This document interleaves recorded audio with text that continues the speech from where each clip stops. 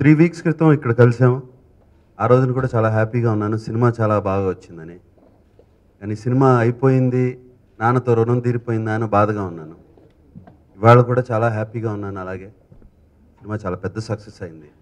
కానీ బాధ నాన్న లేరు ఈ సక్సెస్‌ని చూడటానికి, మాతో పంచుకోవటానికి.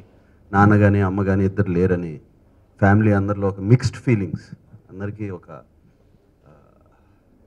నిజంగా ఈ సక్సెస్‌ని కంప్లీట్‌గా ఎంజాయ్ చేయలేకపోతున్నాం.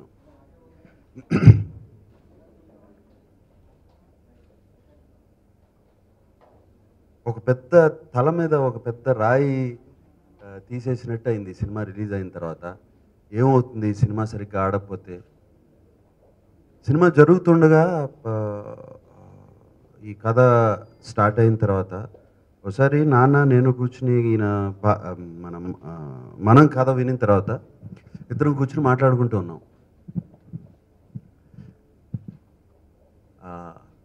అప్పుడే నా ప్రీవియస్ దానికి ముందు గ్రీక్ వీరుడు కానీ భాయ్ కానీ సినిమాలు రిలీజ్ అయ్యి సరిగ్గా ఆడక నా జడ్జిమెంట్ మీద నాకు కొంచెం నమ్మకం పోయి కొంచెం కాన్ఫిడెన్స్ తగ్గి నాన్నతో అన్నాను, ఏంటో నాన్న నా జడ్జిమెంట్ పోయిందో ఏంటో 2 సినిమాలు అలా పోయినాయి, ఇప్పుడు ఇది తీస్తున్నాను, ఇదేమో చాలా ఇంపార్టెంట్ ఫిలిం ఫ్యామిలీ అందరికీ అని ఆయనతో అన్నప్పుడు ఆయన సింపుల్గా ఒక చిన్న అడ్వైజ్ ఇచ్చారు. ఫెయిల్యూర్స్ అనేవి సక్సెస్ అనేవి వస్తూనే ఉంటాయి. కథ విన్నాం, అందరం విన్నాం, బాగుందనుకున్నాం, కొంచెం కాంప్లికేటెడ్ స్టోరీ అనుకున్నాం. కాంప్లికేటెడ్ స్టోరీ ఇది. అది అందరికీ ఇంత కాంప్లికేటెడ్ స్టోరీ అయినా ఇటువంటి స్టోరీ అని కూడా అందరికీ అర్థమయ్యేటట్టు, ఒక చిన్న పిల్లోడికి కూడా అర్థమయ్యేటట్టు ప్రయత్నించండి, అది ప్రయత్నిస్తే ఇది చాలా పెద్ద సూపర్ డూపర్ హిట్ అవుతుంది అని నాన్నప్పుడు నాకు బాగా ధైర్యం చెప్పారు. ఆయన చెప్పిన దగ్గర నుంచి ఆల్మోస్ట్ ఒక 6 months దాని మీద వర్క్ చేసి అది ఎంత సింప్లిఫై చేయాలి అనేది బాగా ట్రై చేసాం. నాన్న కూడా ఒక 4-5 సార్లు విన్నారు ఈ కథ. విని ఇప్పుడు కొంచెం సింపుల్గా ఉంది, చాలా బాగుంది, చాలా ఈజీగా ఉంది, దీంట్లో కొంచెం కామెడీ యాడ్ చేయండి. తాత మనవడు అంటే కామెడీ ఎక్స్పెక్ట్ చేస్తారు. వాళ్ళ తాతకి మనవడికి ఎప్పుడు తెలుగు ప్రేక్షకులకి బాగా ఇష్టం ఆ కాంబినేషన్స్. ఎప్పుడు బిగినింగ్ నుంచి చూసుకో, అది బాగా ఎక్స్పెక్ట్ చేస్తారు. ఆ సీన్స్ బాగా చూసుకో అని చెప్పారు. దాని తర్వాతే ఆ తాగుడు సీన్ కానీ అన్ని తర్వాత వచ్చినాయి అటువంటి సీన్స్ కానీ.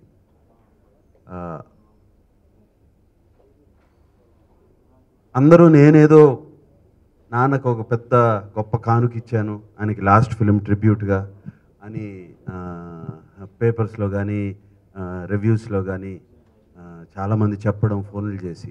నేను కాదు, ఆయన కూడా వెళ్ళేటప్పుడు సినిమా అంటే ఇలా తీయాలరా అని చెప్పి నాకు నా కెరియర్లో బిగ్గెస్ట్ హిట్ ఇచ్చారు, చైతన్యకి బిగ్గెస్ట్ హిట్ ఇచ్చారు, ఆయన కెరియర్లో ఆయనకు కూడా చాలా బిగ్ హిట్ ఇచ్చారు, ఒక క్లాసికల్ ఫిలిం ఇచ్చారు. సో నాన్న వెళ్ళేటప్పుడు కూడా మా అందరికీ ఫ్యామిలీకి ఇదిగో అని చెప్పి ఇంకో కానుక ఇచ్చి వెళ్ళారు. ఇక సినిమా సంగతి చెప్పాలంటే ఎంత ఆడుతుంది, ఎంత సక్సెస్ అయింది, ఎంత కలెక్ట్ చేస్తుంది అనేది లేదు. మా అందరికీ తృప్తి ఏంటంటే నాన్న లాస్ట్ ఫిలిం చాలా పెద్ద హిట్ అయింది.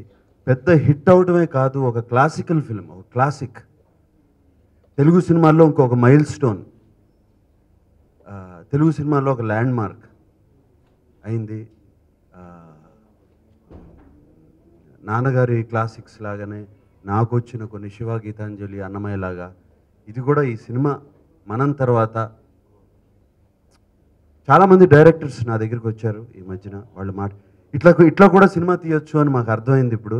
లేకపోతే ఇలాగే ఒక మోస్తో పాటలు, ఫైట్లు ఇదే పెట్టి ఇలాగే తీయాలి. పెద్ద డైరెక్టర్స్, నేను చిన్న డైరెక్టర్స్ కూడా అనట్లేదు, వచ్చి ఇలా తీయాలని చూపించారు. చూస్తే తెలుగు ప్రేక్షకులు చూస్తారు అని మాకు అర్థమవుతుంది.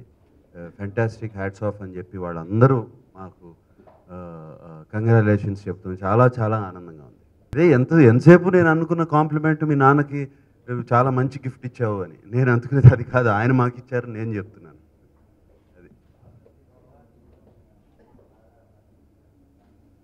అవును, చాలా బాగా ఆయనకి కమల్ హాసన్ గారు 16 ఏళ్ళ వయసు, ఆయనకి 16 ఏళ్ళు ఉన్నప్పుడు డాన్స్ అసిస్టెంట్గా, హీరాలాల్ మాస్టర్కి డాన్స్ అసిస్టెంట్గా నాన్న ఫస్ట్ ఫిల్మ్లో జాయిన్ అయ్యారు.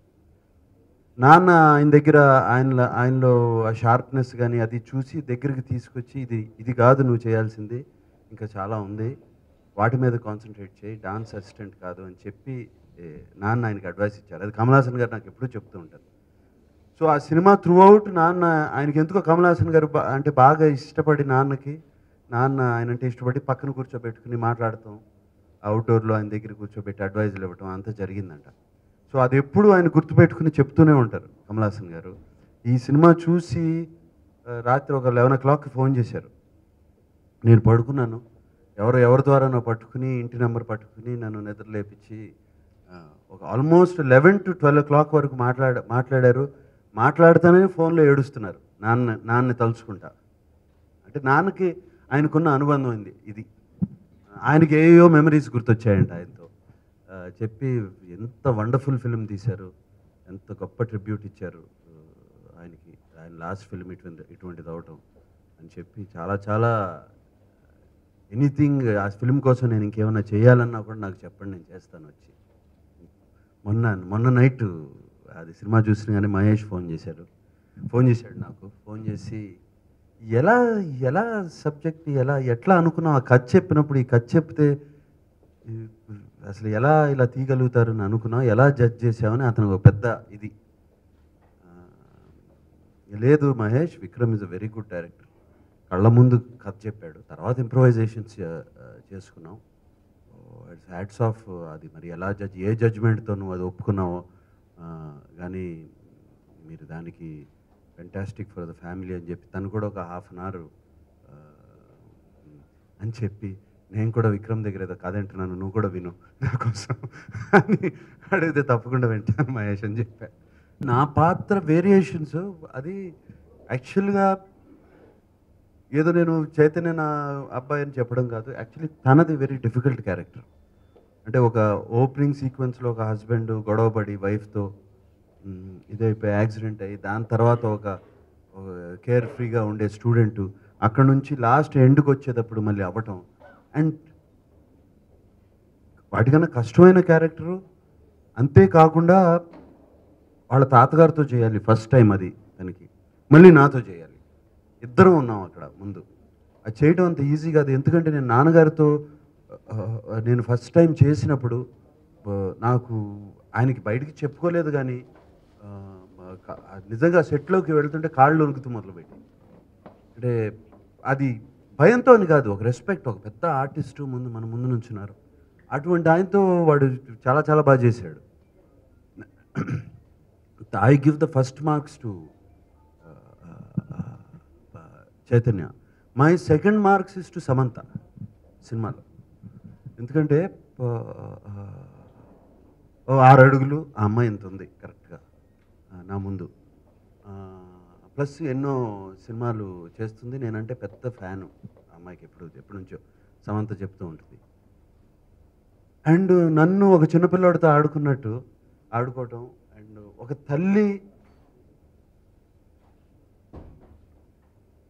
తల్లి అవటం నాకు ఎస్పెషల్లీ నాకు బాగా నచ్చిన సీన్, తను హాస్పిటల్ రూమ్లో తను ఉన్నప్పుడు అప్పటికి తెలిసిపోతుంది తనకి నేను తన కొడుకు అని. నేను వచ్చినగానే చూసుకుని నన్ను చూసి తల్లులు నిజంగా అడుగుతారు కొడుకు వచ్చిన కానీ వాళ్ళ స్కూల్లో ఏం జరిగిందిరా అని, ఇవాళ ఏం చేసావు బిట్టు, బాగుందా, వాళ్ళంతా ఎలా ఉన్నావు బిట్టు అని అడగటం అనేది ఫెంటాస్టిక్గా చేసింది ఆ పాయింట్, చిన్న పాయింట్. అండ్ అలాగే శ్రియ ఆ నత్తి క్యారెక్టర్ నత్తిగా వేసుకుని, ఐ థింక్ శ్రియకి తనకి బెస్ట్ పెర్ఫార్మెన్స్ తన కెరియర్లో ఈ cinema. And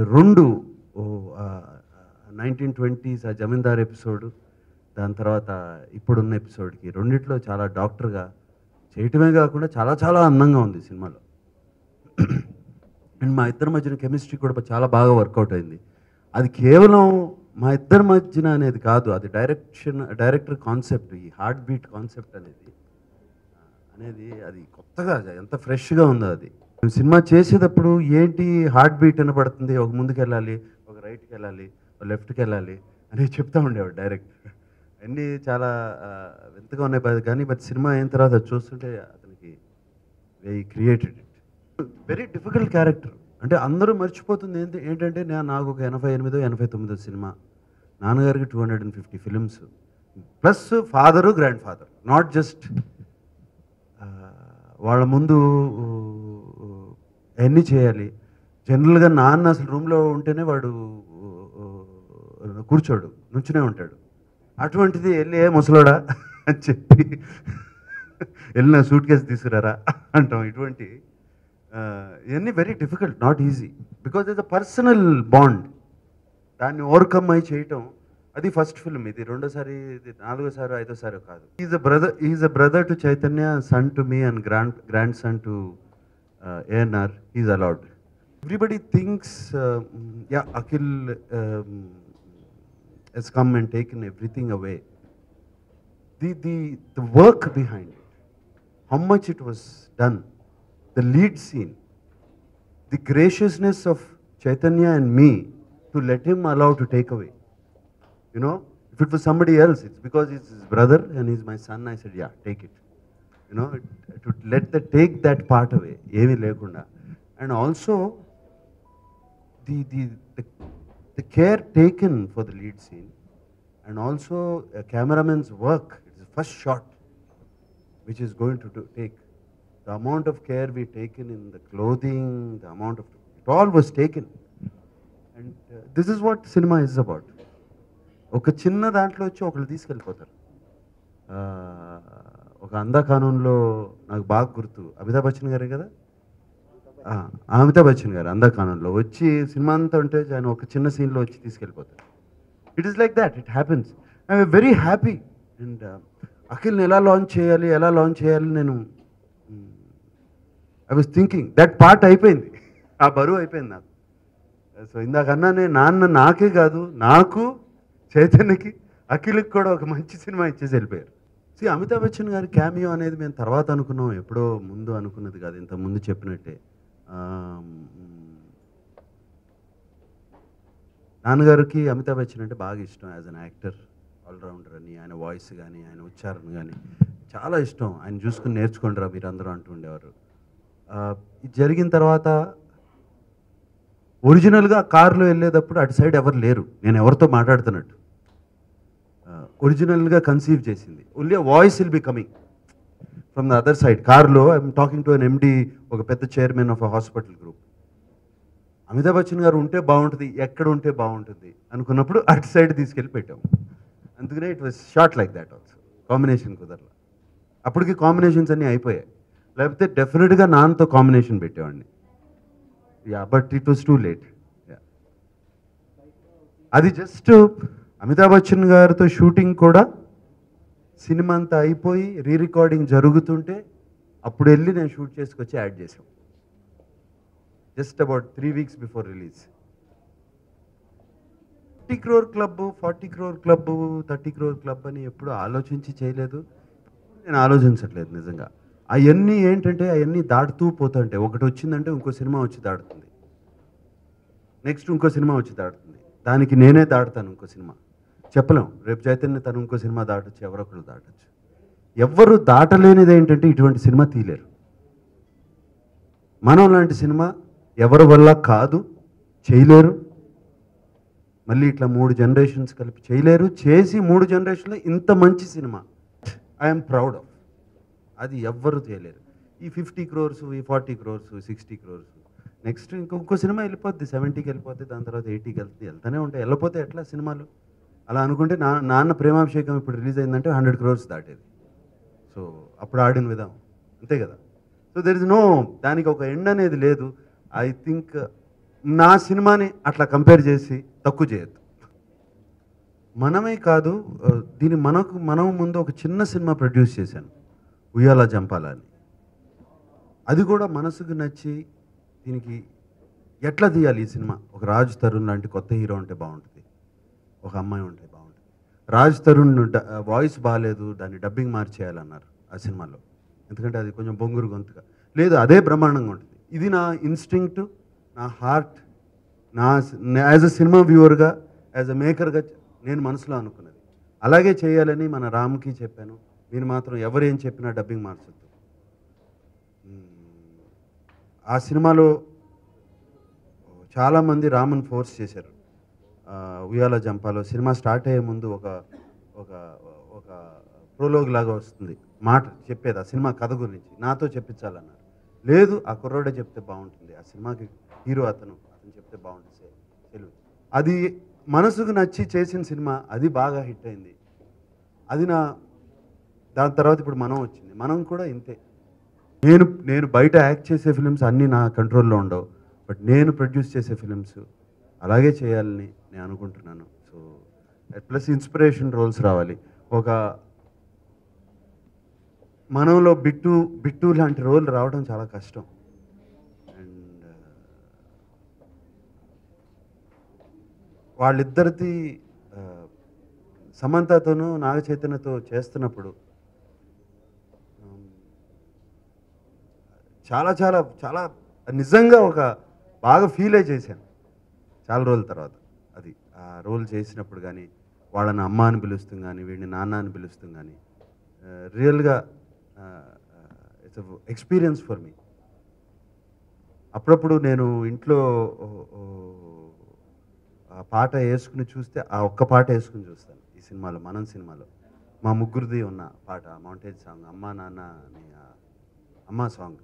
every day we talk, రోజు మాట్లాడుకుంటాం. పొద్దున్నే వాడు ఫోన్ చేసి వాడికి వీళ్ళకి అఖిల్కి ఏదో మెసేజ్ వస్తుంది, వచ్చినగానే నేను వాడు లేచినగానే నాకు చూపిస్తాడు మెసేజ్, నాన్న చూడండి అని. అలాగే చైతన్య కూడా అలాగే ఎక్కడి నుంచో చెప్తాడు, అక్కడ పబ్లిసిటీ తగ్గిందంట కొంచెం చూడండి నాన్న అని. ఏదో ఒకటి సంథింగ్ ఈ like to do something or the other మాట్లాడుతూనే ఉంటాం. మేము ఒక్కడమే కాదు, whole family, complete Akkineni family అందరూ ఎవ్రీ డే దీని గురించి మాట్లాడుకుంటూనే ఉంటాం. కోర్స్ బిట్టు క్యారెక్టర్ బాగా నచ్చింది, బట్ సీత క్యారెక్టర్ చాలా చక్కటి ఒక అందమైన character, beautiful character, beautiful emotions. అది ఏమంటారు, ఒక నవల్లో రాస్తారు చూడండి లవ్ స్టోరీ, అటువంటి లవ్ స్టోరీ. చక్కగా చాలా బాగా తీశాడు విక్రమ్.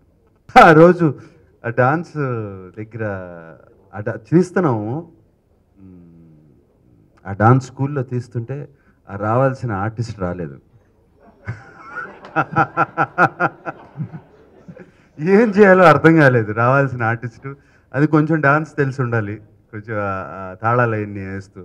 సో వెంటనే నేను ఫోన్ చేసి రా త్వరగా రా అని చెప్పి, అంటే తనంది హెయిర్ షార్ట్గా ఉంది, బాగుండదు కదా డాన్స్ టీచర్ కంటే, ఏం పర్లేదు వచ్చేసి వెంటనే 5 minutesలో జరిగింది అది. She won't have been, it was done like that. దానికి ఒక పెద్ద స్టోరీ వెళ్ళి అబద్ధం ఆడొచ్చు, నేను ఉన్నది చెప్తున్నాను. ఎందుకంటే ఇప్పటి వరకు అఖిల్ లేడు సినిమాలో, అఖిల్ లేడు సినిమా, అబద్ధం ఆడుతున్నప్పుడల్లా నాకు ఇక్కడ టంగ్ అంటుంది, తర్వాత అడుగుతారు అందరూ అని. ఎప్పటి నుంచి ఆడుతున్నాను అబద్ధం, లేడు లేడు లేడు అని. చేయాల్సి వచ్చింది, వి హ్యాడ్ నో చాయిస్. నేను చెప్పాను అఖిల్కి, తొందరపడద్దు, ఒక్కొక్కళ్ళ దగ్గర నుంచి ఒక్కొక్కళ్ళు నువ్వేదో అనుకోవచ్చు, బట్ ఆడియన్స్ కానీ యూత్ కానీ ఒక్కొక్కరి దగ్గర నుంచి ఒకటి కావాలనుకుంటారు. వాళ్ళందరి దగ్గర కూడా టేక్ రెస్పాన్సెస్, ఫ్రెండ్స్ దగ్గర అందరి దగ్గర తీసుకుని దాన్ని అనలైజ్ చేసి ఎటువంటి రోల్ నువ్వు చేసే క్యారెక్టర్లో ఎటువంటి క్యారెక్టరిస్టిక్స్ ఉండాలి, ఎటువంటి క్యారెక్టర్ ఉండాలి అని చెప్పి ఆలోచించేయి అని చెప్పారు. 2-3 జరుగుతూ ఉన్నాయి, బయటికి చెప్పలేము, కరెక్ట్ కాదు ఇప్పుడు చెప్పి ఇది, ఎందుకంటే ఏది చూస్ చేసుకుంటామో తెలియదు. 2-3 జరుగుతున్నాయి, మైండ్లో 2-3 ఉన్నాయి. తొందర లేదు, ఈజ్ వెరీ యంగ్. అనూపి మ్యూజిక్కి నాకెంత క్రెడిట్ ఇస్తారో as a producer, as an actor, or విక్రమ్కి ఎంత క్రెడిట్ ఇస్తారో, కెమెరామెన్కి ఎంత క్రెడిట్, అతనికి అంత క్రెడిట్ ఇవ్వాలి. ఎందుకంటే నిజంగా ప్రాణం పోసాడు ఆల్ దట్ మ్యూజిక్. అంతేగా సినిమానే కాదు, రీ-రికార్డింగ్ ఎస్పెషలీ సెకండ్ హాఫ్లో is just out standing. I've heard it in magazines only. I've never read in interviews and magazines and things like that. It is fantastic. Mahesh, they're comparing, ఏమి ఒక్క cinema చేయకుండానే మహేష్ బాబుతో compare చేస్తున్నారంటే అంతకన్నా కావాల్సిందే ఉంది. Fantastic. Excite అవుతుంది కన్నా భయపడుతున్నాడు, ఎందుకంటే 30 secondsలో చేయటం కాదు. మనం 30 seconds, మీరు చాలా యాడ్ ఫిలిమ్స్ అన్నీ చూస్తూ ఉంటుంటారు, 30 seconds యాడ్స్లో అందరూ చాలా బాగుంటారు. Main thing is 3 hours 2.5 hours ఒక సినిమాలో యాక్ట్ చేసి వెన్ హీ ప్రూవ్స్ హిమ్సెల్ఫ్ మీరు అన్ని అన్నాటికి నేను అగ్రీ చేస్తాను. But very very hard working, confidence levels విపరీతం వాడికి. ఇప్పుడే కాదు, వాడికి 8th క్లాస్ అప్పటి నుంచి, ఆ టైం నుంచి క్రికెట్లో కానీ ఆటల్లో కానీ నేను చూశాను. విపరీతమైన confidence levels, very very focused. ఇవన్నీ గుడ్ క్యారెక్టరిస్టిక్స్ దాంట్లో ఉన్నాయి. ఆడియన్స్ యాక్సెప్ట్ చేశారు యాజ్ అ పర్సనాలిటీ. సో ఇప్పుడు యాక్టింగ్ అతను కాన్సన్ట్రేట్ చేస్తే హోప్ఫుల్లీ మహేష్ బాబు అంతా అవుతాడు. విక్రమ్ కూడా ఏదో కథలు ఉన్నాయి ఎప్పటి నుంచో చెప్తున్నాడు. నాకు ఒక 3 చెప్పాడు. విక్రమ్ రోజుకు ఒక కథ చెప్తాడు. అన్ని కథలు ఉన్నాయి మైండ్, రోజుకు ఒక కథ చెప్తాడు. అతను నాకు లైన్ చెప్పిన తర్వాత మనం లైన్ చెప్పిన 1.5 year పట్టింది కథ చేసుకురావడానికి. సో ఐ టోల్డ్ విక్రమ్, ఎప్పుడో చెప్పాను మనం జరుగుతుండగానే, నాకు కానీ చైతన్యకి కానీ అఖిల్కి కానీ కథ ఉంటే దాన్ని రెడీ చేసుకుని ఒక 45 minutes వినిపి, ఒక 45 నిమిషాలు వినిపించినప్పుడు నాకు వచ్చి వినిపి అంటే డెఫినెట్గా చెప్తా ఉంటాడు. ఆయన పాయింట్స్ చెప్తా ఉంటాడు. I do believe in Hindu the whole theory of karma and all that. Because generally నేను ఎందుకు బిలీవ్ చేస్తానంటే, ఇంత బతికి అట్లా వెళ్ళిపోతావా అనేది ఇంపాసిబుల్. ఇంత చేసి ఇంత సంపాదించి ఒక్క సెకండ్లో వెళ్ళిపోతామా మళ్ళీ దానికి ఉన్నదే అంటే ఎందుకు? Why are we doing? దానికి ఒక అంటే కేవలం మనకి మిగిలిపోయే ఒక అక్కడ ఇక్కడ స్టాచ్యూసా అంతేనా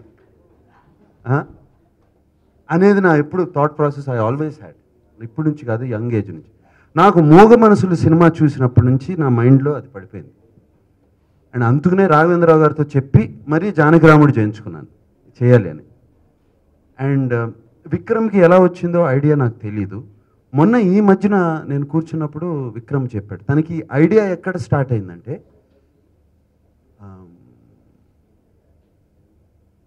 అతను ఫ్లైట్లో ట్రావెల్ అవుతున్నప్పుడు అతను పక్కన ఒక అతను వచ్చి కూర్చున్నాడంట. కూర్చుని వచ్చి చూస్తే అతను బ్రదర్ లాగా ఉన్నాడంట. whose brother is Vikram's brother is here properly, all alive and hearty and healthy, but that man also looked like a younger version of the brother. అప్పుడు ఐడియా స్ట్రైక్ అయిందంట, ఇట్లా ఏమైనా జరిగితే ఏమైనా చేతో స్ట్రైక్ అయ్యి అక్కడ నుంచి నేను స్టోరీ స్టార్ట్ చేశాను అని చెప్పాడు. ఆ ఫ్లైట్ సీన్ ఒరిజినల్లీ 100% నేనే. That is closed. ఫర్దర్గా అంతా మా సినిమాలన్నీ డెఫినెట్గా వైజాగ్లోనే చేస్తాను, మా అక్కడే ఉంటాయి. ఇంకా ఎక్కువ చేయగలిగితే ఇంకా వేరే ఏరియాల్లో కూడా పెట్టుకుంటాం. అంటే సినిమాకి ఇంత కష్టపడి ఇంత చేసి ఫైనల్ ఫలితం మాకు దక్కకపోతే, నాన్నకి ఎప్పుడు సెకండ్ హోమ్ హైదరాబాద్ తర్వాత ఎప్పుడు అమెరికా.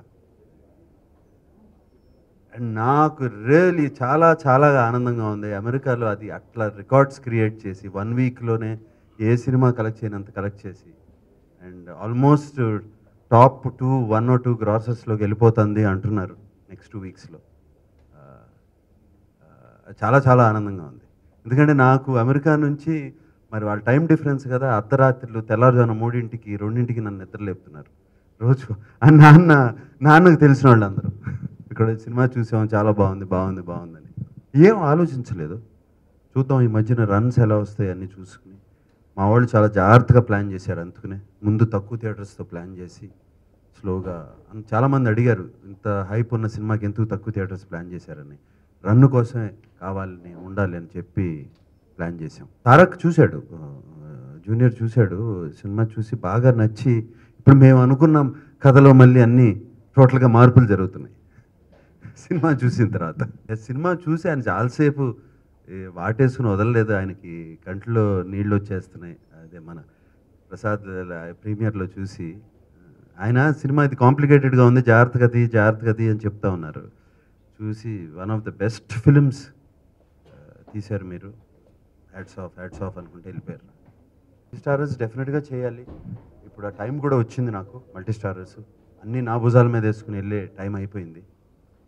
మల్టీస్టారర్స్ చేయాలి.